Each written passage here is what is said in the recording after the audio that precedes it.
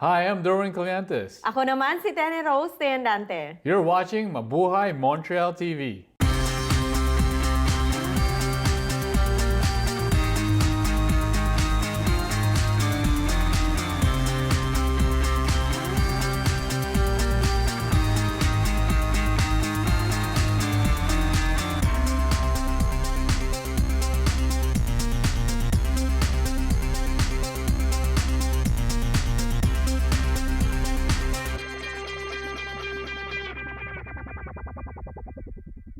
The FAMAS Executive Board, headed by Nida Kirapas, turned over an amount of $25,000 collected for the Typhoon Haiyan to Mr. Michael Casey, who is the Executive Director of Peace and Development Canada.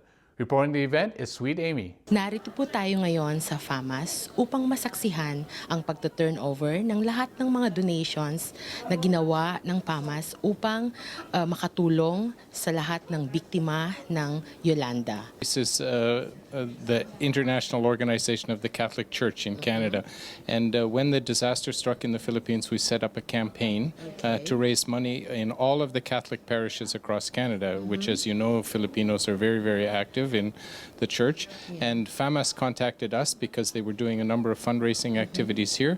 They wanted an agency to work with that was working directly in the Philippines that they could have confidence in. And so we were very happy to help them. We work with Caritas Filipinas in the Philippines. And so the funds that have been raised here will be sent over to Tacloban or to the Philippines to be used in the rehabilitation. The thing I'd really like to highlight is that, as I mentioned, we're part of the Catholic Church of Canada, and this campaign has been a national one from coast to coast. We have so far raised over $5 million in total for the disaster, and a lot of that has come from the mobilization of the Filipino community. And it's a credit to them, their involvement in the church in Canada. The many bishops and priests have commented that the Filipinos are bringing the Canadian church back to life. And so it's a real example of solidarity and sharing and compassion by the Filipino community to share with the victims of the disaster. Nung nabalitaan namin yung nangyari sa Pilipinas, lalo na sa middle ng Philippines, yung Visayas, nag-regroup kami, tinawagan namin lahat ng mga associations, nag-meeting kami kung ano ang gagawin, pero bawat isang association naman may kanya-kanyang fundraising. Ngayon, ako naman, as President of the FAMAS, nag-appeal ako through sa TV, sa radios, na humihingi ng tulong para sa mga kababayan natin. At ang response naman ay maganda kasi marami namang nag-donate, hindi lang mga Pilipino, pero sa buong mundo, maraming nag-donate. Kaya so far nga, ang mga boxes na nakaalis na yung isang container na 40-footer na binigyan ng Transco na libre, na merong 400 boxes, at ngayon binubuo ulit namin yung isa pang 40-footer na galing din sa Transco, at so far meron na rin doon 150 boxes plus meron kami dito mga 60. Yun ang ginawa namin. Kaya, at tapos sa monetary fund naman, nakakolekta kami ng 25,000 plus meron pang mga dumadating hanggang ngayon, and so far maybe madadagdagan pa namin yung 25,000 para sa development and peace. Nagpapasalamat ako sa buong mundo, sa lahat ng mga sumuporta sa kapwa nating mga Pilipino, hindi lang mga Pilipino, saka sa buong mundo, lahat ng tumulong sa atin, sa mga kababayan natin way back home. Thank you! Malaki ang benepisyong hatid ng pag-eehersisyo sa katawan, kaisipan at kabuuan ng individual. Narito po si Kathleen Joyce Diasis para ipakita ang basic circuit training.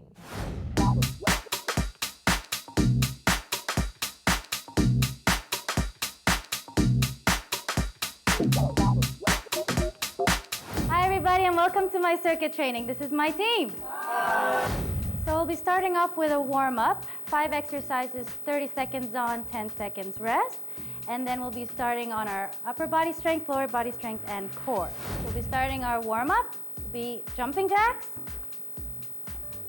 jump ropes, high knees, butt kick, and high spin. Okay, everybody ready? Start with your jumping jacks.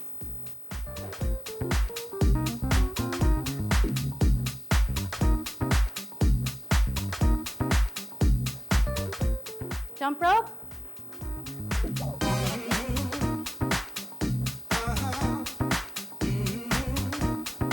High knees.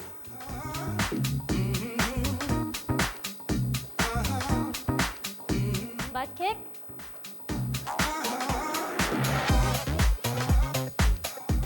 And Heisman. 1, 2, up, up, up, up, up. Our first exercise will be for upper body strength. We'll be doing a basic push-up. So for beginner's level, if you cannot do a full push-up, you go on your knees. Legs up and down, and down. For advanced, if you want, push-up and leg lift. Basically down on all fours, plank position, hands shoulder width apart, and then we go down. Everybody got it? Ready? And down.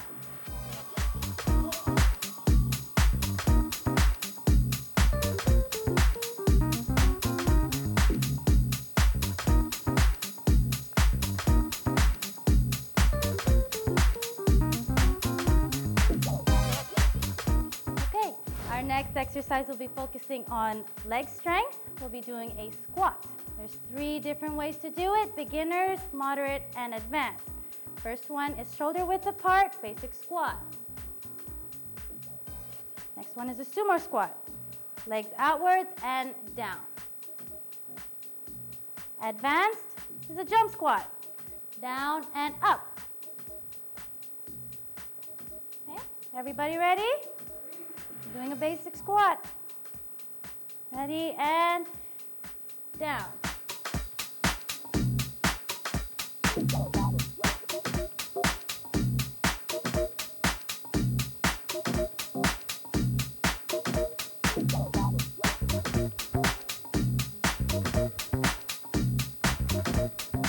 Our next exercise will be for core strength. We will be doing a basic crunch. Okay, down on the floor. You can have your legs either planted on the ground or 90 degrees up.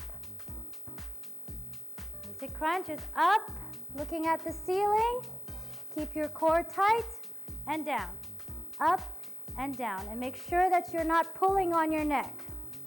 Hands at the temples and down. Or 90 degrees. Okay? Everybody ready? Hands at the temples and crunch up.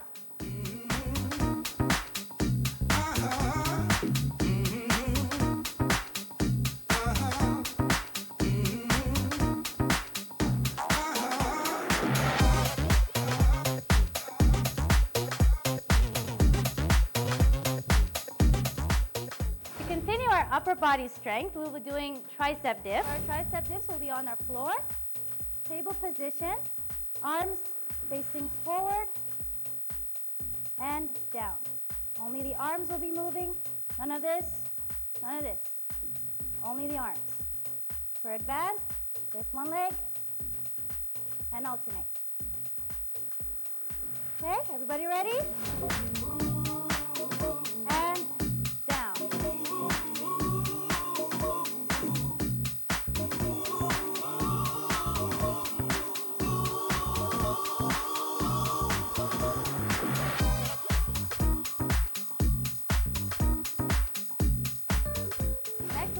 On our legs, doing lunges. Lift it forward and down. Left and right. Everybody ready? Start with your right.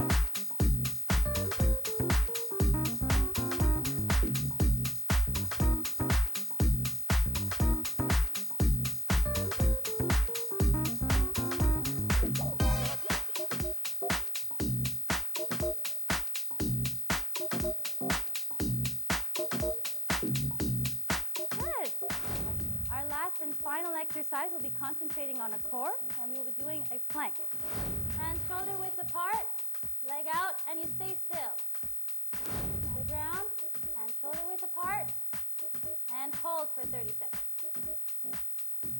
Keep your core tight and do not forget to breathe. That's it for our circuit training. I hope everyone at home enjoyed, and hanggang sa muli!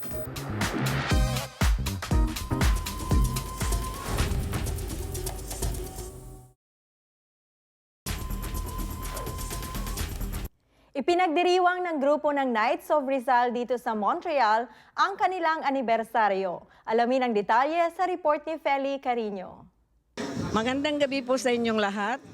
Ngayon, gabi na ito, nandito kami po sa Ruby Rose sa Chinatown dahil we are celebrating the commemoration of the execution of Dr. Jose Rizal. Marami pong wisdom na nakuha namin sa mga speeches ng mga guests, lalo na kay Mr. Buddy Kabugaw, si Councilor Rotrand, and the other speakers. Filipinos worldwide, and not only Filipinos, those who believe in justice and freedom, celebrate the birth of Jose Rizal, one of the great thinkers of the ages, somebody whose principles inspired not only national independence of the Philippines, but inspired those who believe in racial equality, cooperation, and harmony between the nations. That's a happy day. As Bunny pointed out, December 30th is a Saturday. We commemorate Jose Rizal. We don't so much celebrate his birth, but we commemorate his work. Rizal opened our eyes to wisdom and righteousness. If we read all the writings of Rizal, among the reforms that he sought, these were articulated in 1888 in La Solidaridad. Since you're very much involved in the organization about Rizal, what are the upcoming events that you can tell us so that we can watch or we can attend? The upcoming events is a continuous event on every movement, because if we have to follow the Rizal's teaching, it has to be hard work and continuous work for development and improvement, not only for oneself but to the country at large. Now, the Knights of Rizal is fully involved internationally. Locally, maybe not be known, but little by little, through the leadership of the leaders here in Knights of Rizal and the cooperation, of course, with the city, we are gaining the consequences and consciousness in the community, the existence of the works of Knights of Rizal.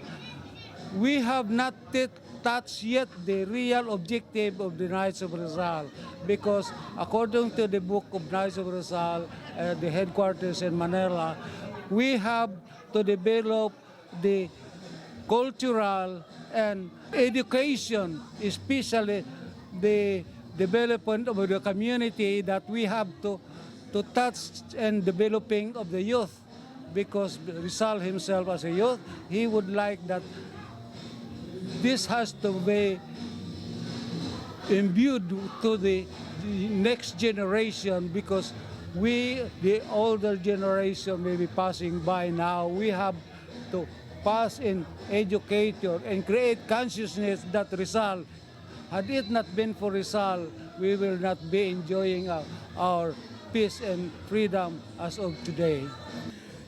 Pinakikiusap ko lang kung madalas at matagal ko ng pangarap na sana tayong mga Pilipino rito ay magkaroon tayo ng pagkakaisa, o tawagin na nating bayanihan, na magkaroon tayo ng isang samahan at hindi ho tayo hiwa-hiwalay. Samahang mayroong isang paniniwala at isang adhikain at isang pangarap para sa lahat ng Pilipino dito sa Montreal. Huwag ho tayong gumaya sa ibang mga tao na nandito sa Montreal na iba-iba ang kanilang paniniwala tungkol sa pagkakaisa. Ako po ay dumadalangin na sana'y dumating ang panahon na yan na tayong mga Pilipino ay magkaisa at magkita-kita sa isang bubungan.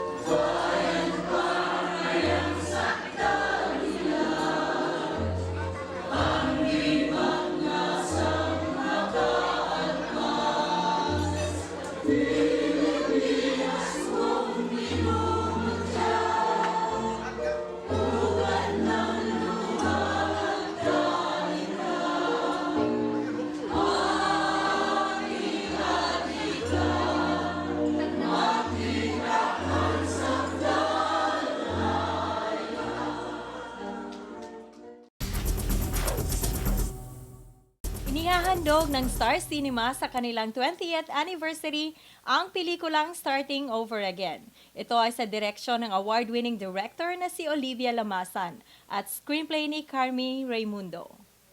Ang pelikula ay tungkol sa babaeng masiyahin at matalinong architect student na si Jeannie, played by Miss Tony Gonzaga.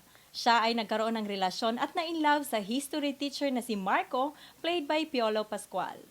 Masaya na sana sila, subalit sa 5 taon relasyon, bigla na lang umalis si Jeannie na walang dahilan. Nakalipas ang ilang taon at muling nagtagpo ang kanilang landas. Si Jeannie na naging matagumpay sa kanyang pangarap at si Marco naman na naging chef at may kasintahan ng si Patty. Masaya na sana sa kani-kanilang buhay hanggang sa tanggapin ni Jeannie ang offer ni Marco at nag-aakalang magkakaroon pa ng second chance ang kanilang relasyon. Star Cinema proudly brings an Olivia M. Lamasan film starring Piolo Pascual and Tony Gonzaga in a story about endings and new beginnings. What might have been and what should be. Sabihin mo nga sa akin, ano? I deserve an explanation. Anong karapatan mong hingi ng isang bagay na pinagdamot mong ibigay? I deserved an explanation. I deserved an acceptable reason.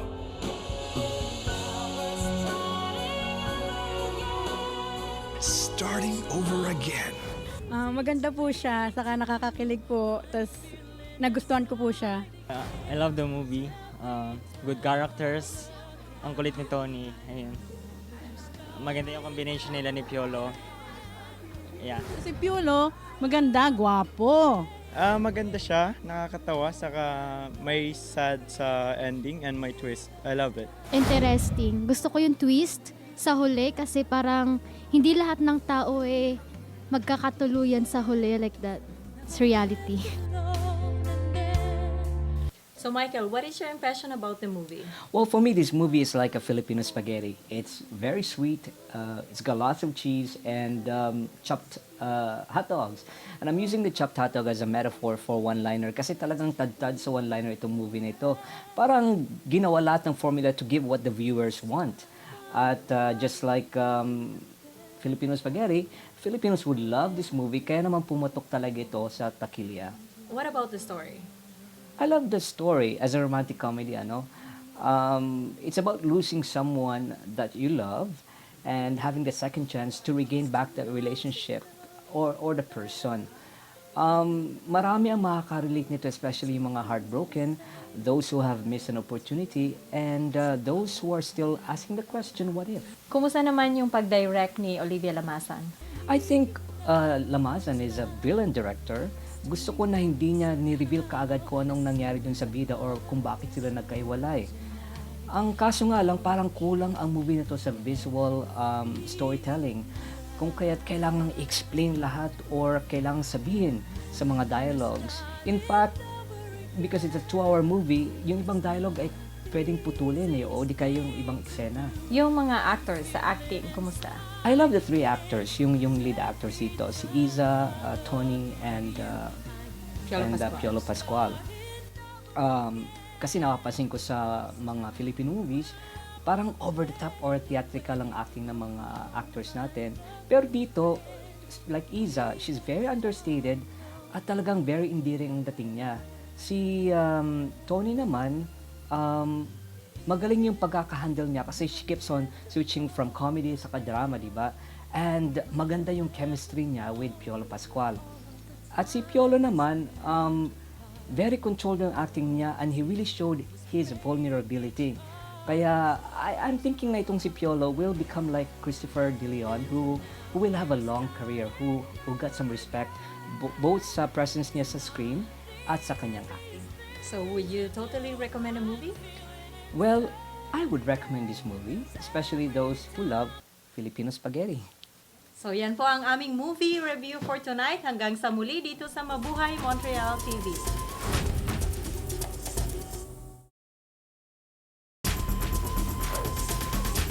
Nagbabalik po tayo sa Mabuhay Montreal TV dito sa Kwentuhan at Kumustahan. Kasama ko si Derwin at si Michael. Ay naku mga kababayan, abot tayo nga po ngayon ang ngiti ni Tenny dahil po ang kanyang na-discover na YouTube sensation na si Brian Magsayo ay kanya pong na-contact at ngayon po ay makakausap natin via Skype all the way from China. Halata ba, Doreen? You Yes, a notice? bit. Hi, Ano na, Brian. Tenny? Kamusta ka na? Basta po. Thank you for being in our show. Brian, you're a very talented singer. I've watched your YouTube shows. You sing beautifully. Tell me, do you compose your own songs? Yes, nag-compose po ako ng mga kanta, sarili ko.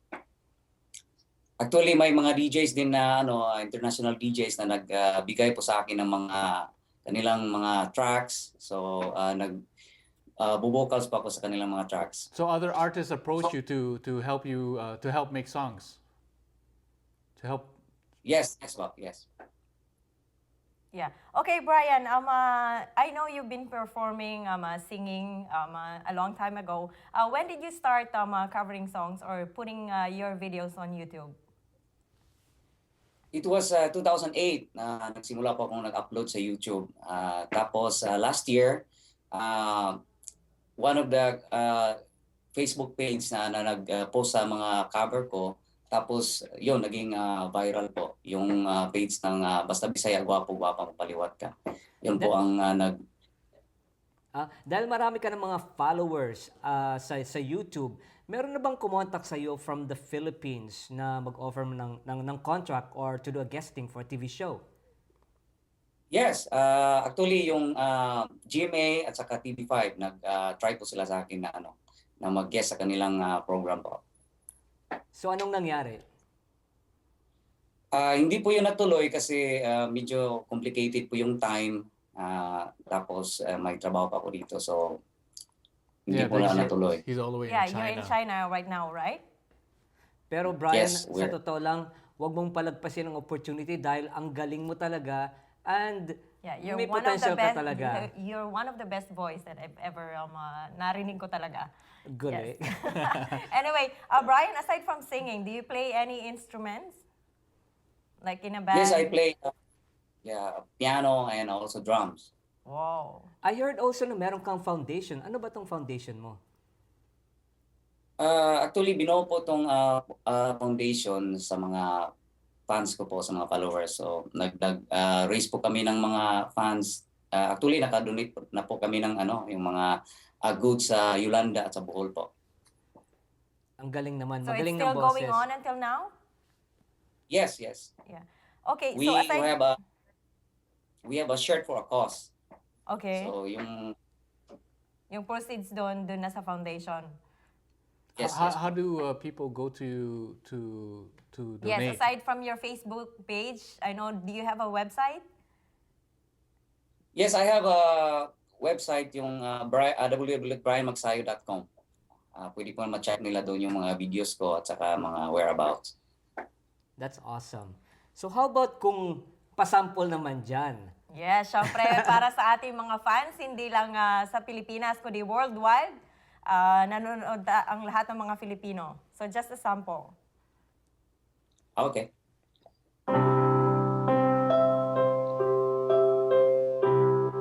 Oh baby, those memories come crashing through, but I just can't go on without you.